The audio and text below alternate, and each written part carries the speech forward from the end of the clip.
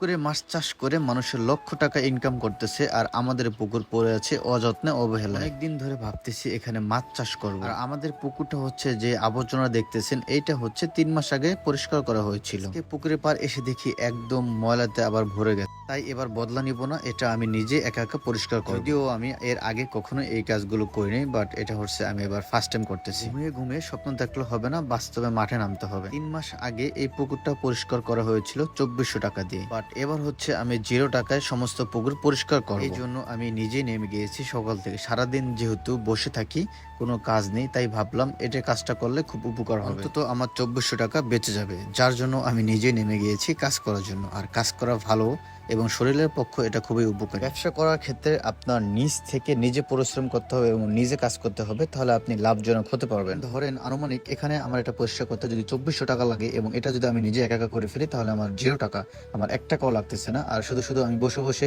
বদলা কাজ করবো, এটা আমি দেখবো। বাট এখন আমি নিজে করতেছি, আমার 2400 টাকা বেঁচে গেছে। ব্যবসা শুরু করার আগে যদি 2400 টাকা খরচ হয়ে যায়, তাহলে বিষয়টা খুবই একটা দুঃখজনক এবং মারাত্মক বিষয়টা এরকম নয় যে এটা আপনার একদিনে সব পরিষ্কার করতে হবে। এটা আপনি ধীরে ধীরে যতটুকু পারেন আস্তে আস্তে পরিষ্কার করলেও হবে। আপনি একটা কথা মাথায় রাখবেন, আপনি যদি নিজে করেন, নিজে সবকিছু কাজ করেন, তাহলে হচ্ছে আপনার লাভটা বেশি হবে।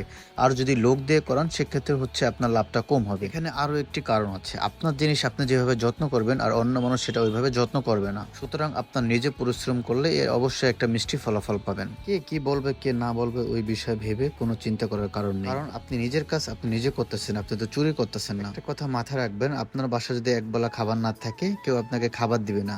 শুধু সে দূর থেকে বলবে ওই দেখো সে না খেয়ে আছে, কিছু খেতে পারতেছে না। সুতরাং মানুষের কথা চিন্তা করে কোনো লাভ নেই। আপনাকে কখনো 2 টাকা দিয়ে উপকার করবে না, বরং তারা ক্ষতি করবে। মানুষের কাছে আপনি ভালো করলে তাদের কাছে ভালো লাগবে না, এবং খারাপ থাকলেও তাদের কাছে ভালো লাগবে না। মানে মোট কথা হচ্ছে কেউ কারো ভালো চায় না। কাজ করতে করতে ক্লান্ত হয়ে গেছি, তাই একটু রেস্ট নিতে আবার চলে আসছি, কারণ আমি প্রথম কাজ করতেছি, এই জন্য খুব ক্লান্ত লাগতেছে। আলহামদুলিল্লাহ 1 থেকে 1.5 ঘন্টার মধ্যে আমার এক সাইডের পান্না কমপ্লিট হয়ে গেছে। যদিও 3 মাস আগে এটা পরিষ্কার করা হয়েছিল, এই জন্য খুব কম আগাছা জন্মাইছে। 3 ঘন্টা বসে যেগুলো এবার কাটতেছি, এইগুলো হচ্ছে এবার পরিষ্কার করতে হবে এবং এগুলো পুকুরের পান্না থেকে বাইরে ফেলতে হবে। পরিষ্কার করার চাইতে সবচেয়ে বেশি কষ্ট হচ্ছে এগুলো বাইরে ফেলা।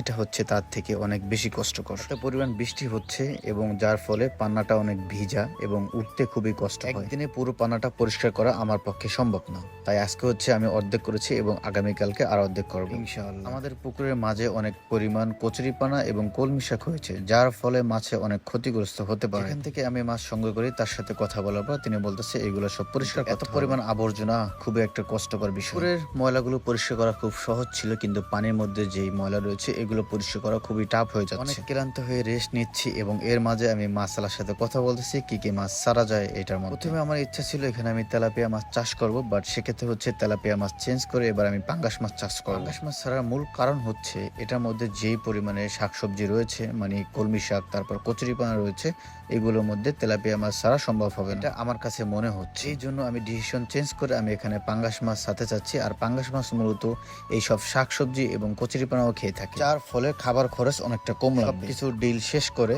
তার সাথে এটা পরামর্শ করে দেখতে পারি যে পাঙ্গাস মাছ নয়, যে কোনো মাছের ক্ষেত্রে এগুলো পরিষ্কার করতে হবে, এবং পাঙ্গাস মাছের ক্ষেত্রে একটু কম পরিষ্কার করা লাগবে। যেখানে তুমি খাবার দিবে ওই জায়গাটা পরিষ্কার করা লাগবে। তার সাথে কথা শেষ করে কাঁচি নিয়ে কলমি শাকগুলো পরিষ্কার করতেছি, এবং এখানে এত পরিমাণ কলমি শাক হয়েছে যা আপনাদেরকে বলে বোঝানো সম্ভব না। পুকুরটা হচ্ছে অনেকদিন এভাবে পড়েছিল, যার ফলে পানিতে অনেক পরিমাণ চুলকাচ্ছে। যাই হোক, থেমে থাকা যাবে না, স্বপ্ন যেহেতু দেখেছি অবশ্যই এটা বাস্তবায়ন করতে হবে ইনশাল্লাহ। আজকের জন্য থাকবে এই পর্যন্ত, দেখা হবে নেক্সট পরের ভিডিওতে। সবাই ভালো থাকবেন, সুস্থ থাকবেন। আসসালামু আলাইকুম।